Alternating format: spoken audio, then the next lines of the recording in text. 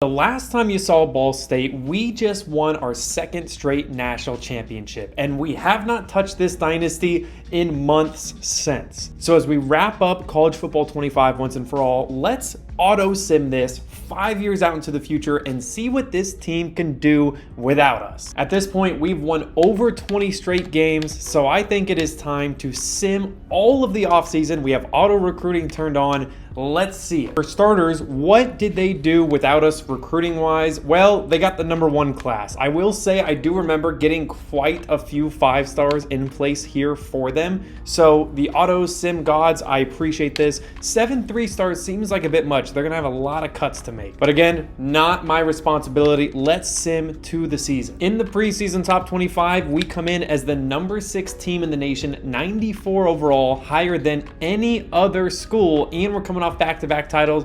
Guys, the expectations are high. Also, preseason All-Americans, I know we got some people here. Darrell Haywood, 94 overall right guard, first team. Second team, we got Louis Paris, the 90 overall left guard, and we have Barry Whiteheart, the 88 overall sophomore slot. Now, if you look at the actual Big Ten conference that we sit in, we have quite a few more than this. We have the Big Easy here, Greg Abraham, I screwed that one up. Tobias Tatum is a first-team all-conference kicker. James Shuning, Owosu, Kenyon Carter, Montel Groupie, Agude, a lot of talent. And would you look at that, Javon Hathaway has jumped Terrence Bloom. Terrence Bloom won back-to-back national titles, and he's going to get benched as a junior. Guys, we're lucky this isn't College Football 26. Otherwise, Terrence Bloom would definitely need to leave this school. And how is Mike Raj doing? He is 87 overall. The Heisman winner going to be coming back here. I know he's not going to do as well with sim as he did with us. But here we go. Let's sim the first regular season. We got to get through 5 of these things. We'll see how many national titles this team can win without us. And after one season, we went 8-4. What happened? How did they screw this up, guys? We've won 20-something games in a row. We lost a heartbreaker to an 11-1 Oregon team. I will say they put up a good fight when we played them. Oh, and it was in overtime. It went down to 2-point conversions. Hathaway played great, 81 completion percentage, 4 touchdowns, and 70 rushing yards. And Elijah Goodnow leading the team in receiving yards there. Owosu 3 touchdowns. Again, Mike Raj, dude, if only I was around, he would not only have 2 for 35. But look at their offense, man. I bet their quarterback had some success. Holy smokes. Yeah, that's tough. Okay, so that's one of the 4 losses. I'm fine with that one. What else did we lose? Oh, we lost 3 out of our last 4. You just can't fall apart at the end like that, guys. Ohio State, that makes sense. Washington, they look to be number 12 in the nation, so I guess that makes sense. But Minnesota, what happened here? Hathaway seemed to play fine, only 140 yards. I don't like that. Man, that is tough. Well, how does our recruiting look, at least? I mean, do we have an elite class still? Number 13, that's not too bad, but guys, we're coming off back-to-back national championships. We couldn't do better than that. So at least we beat Vanderbilt in the ReliaQuest Bowl, 31-28, man. What does our season stats look like, okay? Who played well? Who didn't play well? Hathaway with only 2,400 yards is unfortunate, man, especially if everybody else is throwing for 3,400. I don't know what happened there.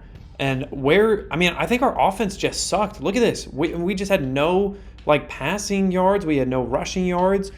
David Boykins, the redshirt freshman, was our second leading receiver here. I mean, in fairness, we did lose a lot of talent, but oh man, Mike Raj, talk about coming back down to earth, dude. Look at his stats with me and without me. And again, I'm not going to be taking credit here, but that is sad. He literally got his pie of receiving yards cut into 1/10 of what it was. He went from back-to-back 27 touchdown seasons to a 1 touchdown season, dude. He might have beat this in a single game. What about on defense? Did anybody do good? Montel Groupie, good for him. Quentin Weigert and Eric Cantrell, 2 guys that did not have large roles when I was playing, really stepping up. And look at the lack of sack artists, guys. 3 sacks for Kenyon Carter. I would have never pictured that. But all right, Oregon and BYU will face off for the national championship. Good for Oregon. I know that I played a big role in them not, winning it all last year. So we will see if they get get their title, and they do. Good for them. All right, National Signing Day. We fell back to earth, guys.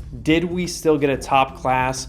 Number 7's not too bad. A pair of 5 stars, 18 4 stars. I do not like the fact that we're bringing on 35 people. Again, we have way too many people that we're gonna have to cut. But again, not my problem. All right, man, preseason top 25, and we are nowhere to be found. Oh, down at the 25th spot. We've regressed by 4 overall since I left. And we have 0. Oh, we have 1 second team All-American, Edward Awosika. We have played with him. He was pretty good as a depth linebacker. Good for him, second team All-American. Hopefully him and everybody else. But hey, I'm gonna make one change, okay? I'm just gonna make one change. I just think that Javon Hathaway transferred. Oh, I was about to make Terrence Bloom the starter. Guys, Javon Hathaway took over the starting role, sucked, went 9-4, and then transferred. You know what, guys? I just went through every single quarterback. He did not transfer. I think that he left for the NFL. Talk about a story. Imagine you are the top ranked recruit in the entire nation at your position at quarterback. You come into a Ball State team, you sit on the bench for 2 years as Terrence Bloom wins 2 national championships. You finally get your start when a new group of people take over. You just absolutely are trash. You go 9-4 and you leave for the NFL. And now Terrence Bloom is back. And guys, we will see if he can help us with this 2031 season to recover. John Krenzel, the Heisman winner, good for Oregon. And we made the college football playoffs. We are back. Bowling Green, let's go. 9-3. It was not easy, but let's look. Did we get any All-American players this year? We did not. We didn't even get any oh, Jeff Starks, good for him, the redshirt freshman. So how did we get here? I mean, 9-3 is not that great. A loss to a Penn State team that went 8-4. I respect that.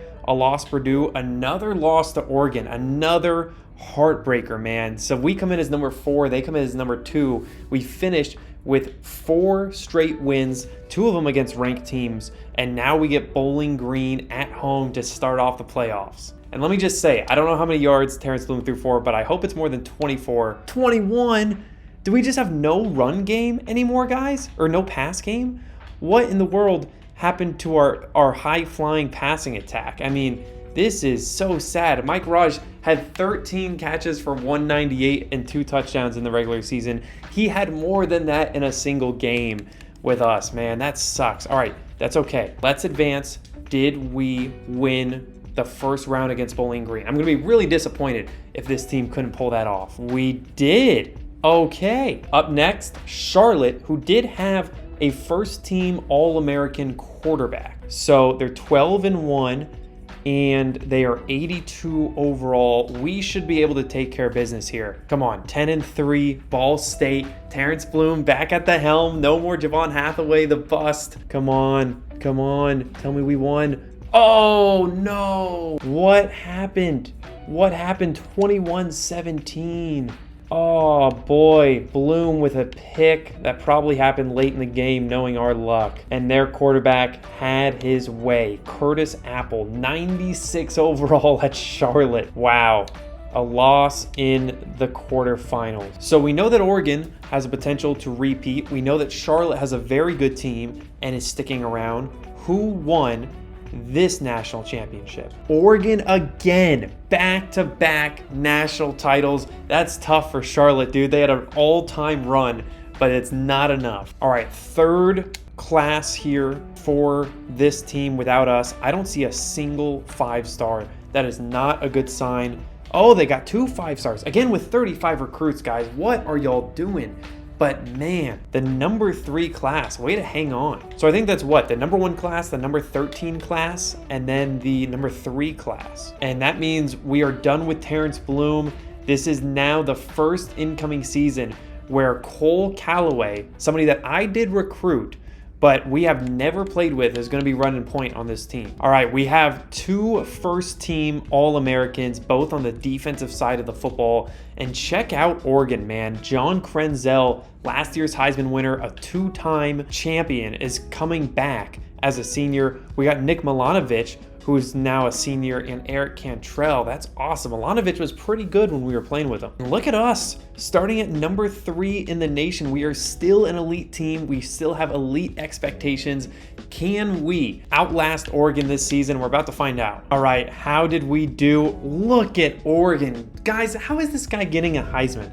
No disrespect to Brett Gent, but 1,000 yards on 58 catches. Okay, the 21 touchdowns. Oh, look at, oh no. We sit at number 13, man. We just missed it. And we get stuck with South Carolina, who is all too familiar for us. So we go 9-3, miss the college football playoff again. What happened here? A loss to Washington. We got smoked. 3 straight losses to Oregon and another loss to Penn State. That's the problem with going to the Big Ten, guys. You just play so many good teams. And Oregon with a 3rd straight national title, guys. What? And I don't think that was their main quarterback that was playing. Based off of the storyline, did they have a backup quarterback come in and win a 3rd national title against this team? So they played a good Kansas State team. But where was their star quarterback? What's his name? Krenzel got hurt. Are you kidding me? They won a 3rd straight with a backup, dropped 300 plus yards and a pair of touchdowns. That's crazy. It sucks for John Krenzel too, a Heisman winner, 2-time national championship winner, and he doesn't get a chance to play in the title. And some guy from Yuma, Arizona, of all places, is going to lead Oregon to a 3rd straight natty. Man, and he led the team in rushing yards too. Good for him. And that's cool. He was a redshirt senior, so that was his last game ever too. So that's actually a nice story for him. All right, National Signing Day. We've had a number 1 class. We've had a number 13 class. And we've had a number 3 class.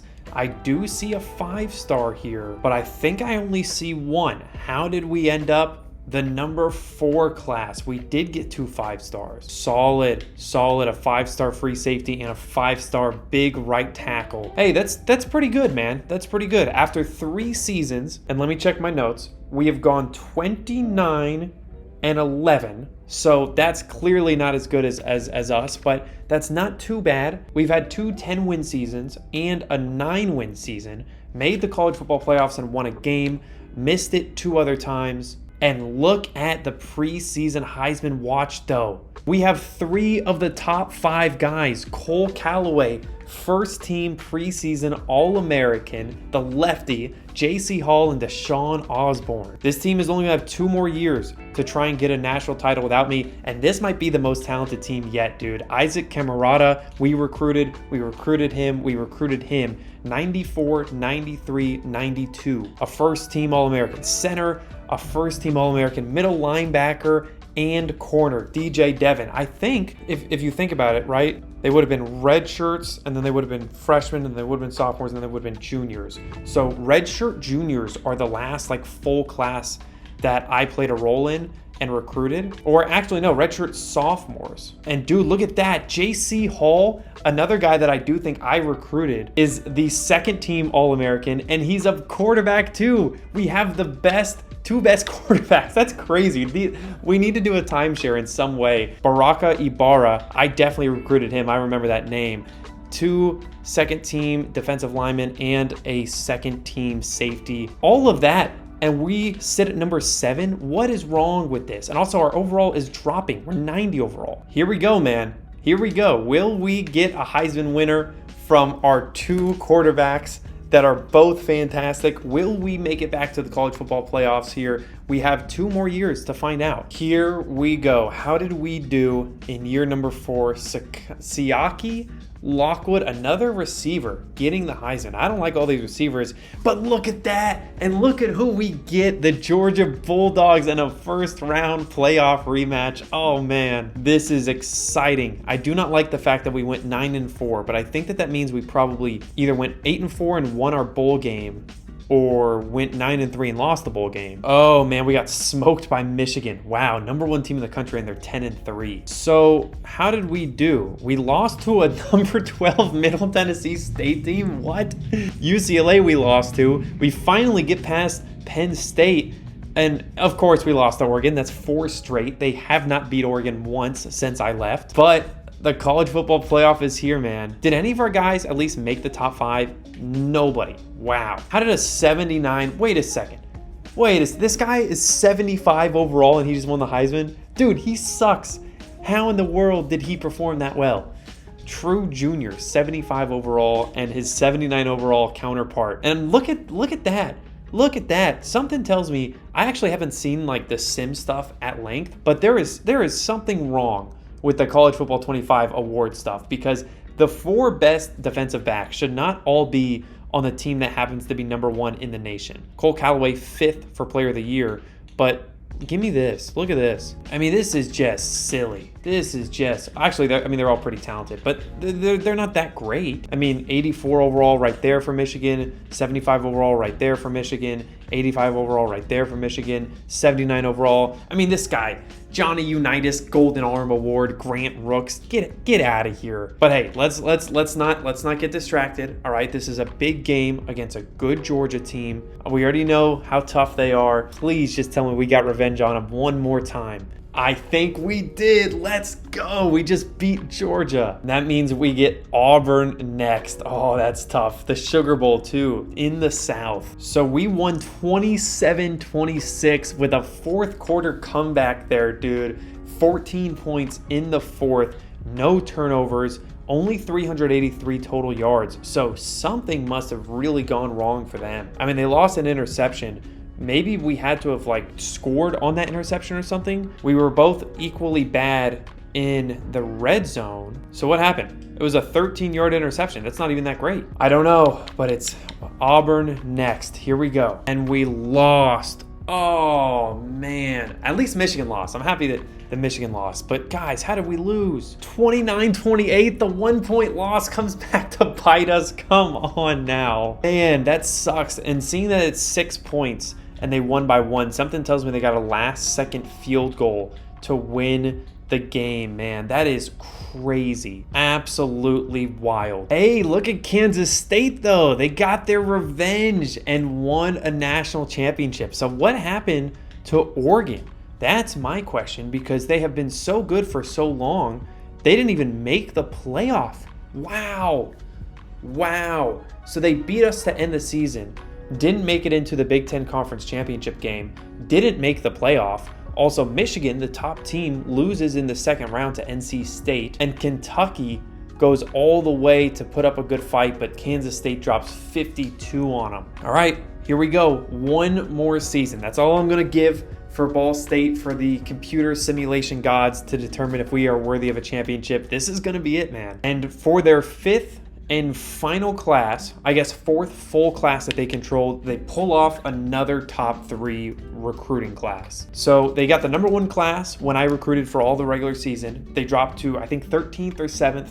And then they got 3, 4, and 3. And here it is, man. Final season. And I will say that at this point, the only people on this roster that I played any role in recruiting are the redshirt seniors. Everybody else on this Ball State team in 2034, I did not touch, I have never seen. And even the redshirt seniors that I did recruit, I did not ever play with them. So we enter the final season of this simulation as the number 8 team in the nation. Michigan is back on top. Oregon is all the way down to 12th after an off year. And we go from having a ton of preseason All-Americans to one guy, Matthew Donker right there. I did recruit him. Did not recruit this guy. Did not recruit this guy. And I did recruit Baraka Ibarra, the running back. I did recruit Randy Potasi, I think.